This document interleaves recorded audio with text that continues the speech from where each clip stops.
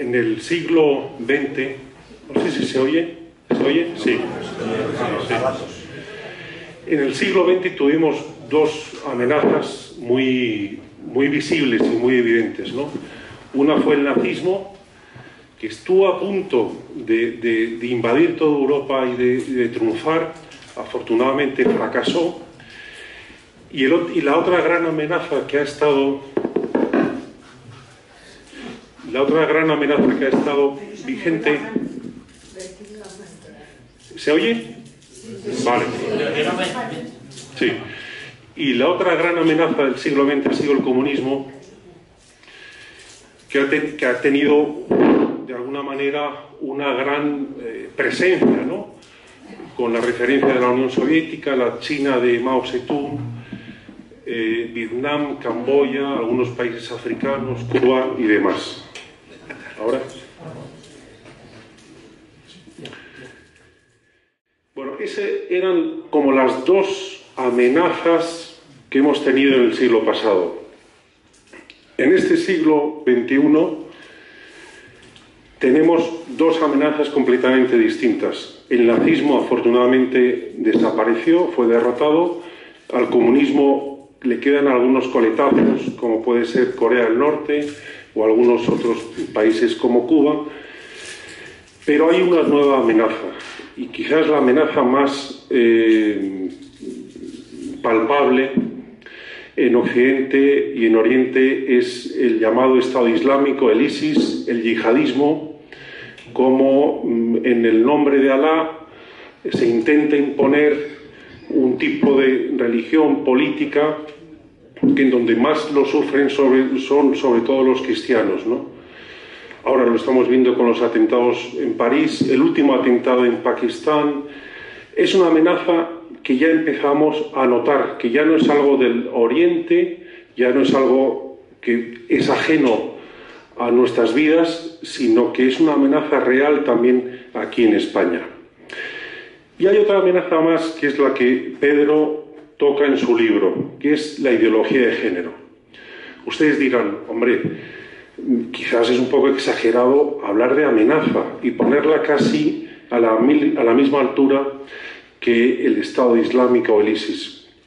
Y es verdad que el yihadismo hoy mata, y mata de forma bien visible, y destroza materialmente. Y la ideología de género no mata, pero sí que es verdad que en dos generaciones, con una aplicación rigurosa de esta nueva ideología, realmente fulmina dos generaciones. Esto es realmente ideología pura y dura. Y si el libro de Pedro es tan importante, aunque a bote pronto no parezca que este tema sea tan importante, es porque la ideología de género ya ha asomado en nuestro país. Ya se está implantando en algunas comunidades autónomas, Cataluña, Madrid, ya está siendo obligatoria para no solo la escuela pública, sino también para las escuelas concertadas y de iniciativa social.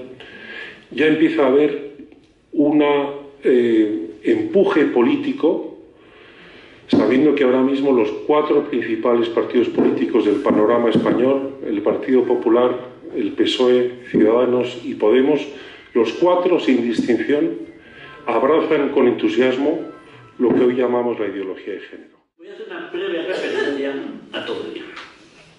El primer capítulo lo dedico al relativismo. En el relativismo hay dos frases que significan la postura cristiana, la postura relativista. La postura cristiana es: la verdad os hará libres. Juan 8:32. La postura relativista es: la libertad os hará verdaderos. Vamos a ver cuáles son las consecuencias de la libertad os hará verdaderos. Sucede una cosa: yo tengo que ser persona libre y no tengo a nadie por encima mío que me diga lo que está bien y lo que está mal. Yo soy quien decide. Puro subjetivismo. Ahora bien, ¿qué es lo que pasa? Pues que mi libertad choca con la libertad de los demás. Y entonces nos enfrentamos con el caos. ¿Cómo se soluciona eso? Pues te dirán cualquiera, sobre todo los demócratas, te dirán, eso es muy fácil. Eso se soluciona con la voluntad popular. ¿Y cuál es la voluntad popular? ¿Quién lo decide? Pues el Parlamento. Ahora, el problema es el siguiente. Todos sabemos cómo funcionan los parlamentos y los partidos políticos. Hay una disciplina de partido. Entonces, a la hora de la verdad, el único que tiene libertad para hablar es el jefe del partido. Estamos en la dictadura del relativismo. Ahí eso lo expresó muy bien Unamuno cuando decía lo siguiente: en Francia no se puede pensar libremente, hay que ser librepensador.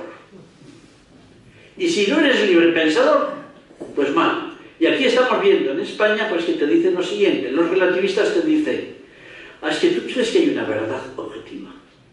Y eso no es así. Pero entonces resulta una cosa. Recordemos la famosa frase, que no he puesto en el libro, que luego me he dado cuenta que es de las ausencias. El relativismo dice, no hay verdad ni mentira. Todo es según el color del cristal con que se mira. Pero ¿qué pasa? Si, por ejemplo, esto a mí me parece que es un absurdo. Vamos a poner un caso concreto. El aborto. ¿El aborto es un derecho o es un crimen? Hay algo evidente. Los dos no pueden tener razón. O es un derecho o es un crimen. Pero que no puede ser es derecho y crimen. Y entonces esto nos indica que el relativismo evidentemente falla por el sentido común. Por cierto, el sentido común, que se suele decir, es el menos común de todos los sentidos. Y si os fijáis en el Evangelio de Lucas, por ejemplo, casi todas las broncas de Jesucristo con los judíos son porque Jesús defiende el sentido común y los escribas y fariseos están en contra. Por ejemplo, el sábado, cuando Jesús, en fin, se enfada bastante con esa frase que le dicen, oye, ¿por qué curas el sábado cuando tienes todos los demás días de la semana para curar? Y Jesús dice, es que el bien se puede hacer cualquier día de la semana. Bueno, esta es la situación del relativismo. En cuanto, el capítulo segundo lo dedico al aborto. Yo del aborto aprendí mucho cuando una señora me dijo a los pocos días de salir la ley, me dijo, he leído la ley y pasa una cosa, la ley está a favor de la vida. Yo me quedé atónito de oír esa afirmación. Pero efectivamente, leí la ley del aborto. Por cierto, la última ley del aborto solo modifica un punto mínimo. Por tanto, lo que digo de la ley del 2010 vale para la ley del 2015. Y entonces tú te encuentras una cosa. Yo de la ley del aborto voy a decir una cosa. Creo que es una ley enormemente inteligente y enormemente malvada. Ambas cosas. Yo, que al fin y al cabo soy un especialista, cada vez que la leo, descubro una maldad que hasta ese momento se me había escapado. Y la voy leyendo, pues no sé si 8, 10 o más veces. Es decir, es impresionante. Y luego además hay dos frasecitas sueltas por ahí que aparentemente no tienen ninguna importancia. Se dice al personal sanitario, la educación afectivo-sexual habrá de darse de acuerdo con la perspectiva de género. Uno que lee eso dice, bien, no pasa nada. Pero, ¿qué es la ideología de género? Y entonces nos encontramos con lo siguiente. La ideología de género vamos a empezar, aunque sea rápidamente, no sé si me voy a... por la más tierna infancia. Yo muchas de estas cosas las he publicado en artículos porque me interesaba ver la reacción de la gente y a ver si estaba metiendo la pata. Que es interesante saber si estás metiendo la pata para retirarte. Bueno, pues recuerdo que empecé lo primero que me explicaron, bueno, debo decir una cosa, el primer día que me explicaron la ideología de género, creí que se estaban riendo de mí. Cosa que me ha pasado siempre que he intentado explicar la ideología de género. Y tengo que decir a la gente, oye, perdona, no me estoy riendo de ti. Estoy hablando absoluta y totalmente en serio. Por ejemplo, la ley del aborto por 5 veces, no una, 5 veces, dice hay que defender los derechos del feto a la vida. Pero todo eso se lo carga con una frasecita. La mujer tiene derecho, no me acuerdo exactamente ahora, a la libertad, o sea, a decidir libremente si tiene un hijo o no lo tiene. Con lo cual, no es esa la frase, pero vamos, es muy partida. Con lo cual se está cargando todos los derechos del feto, porque el derecho de la mujer a no tener ese hijo pasa por encima de todos los derechos que pueda tener el feto. Y entonces estamos ante el aborto. Vamos a seguir con la ideología de género.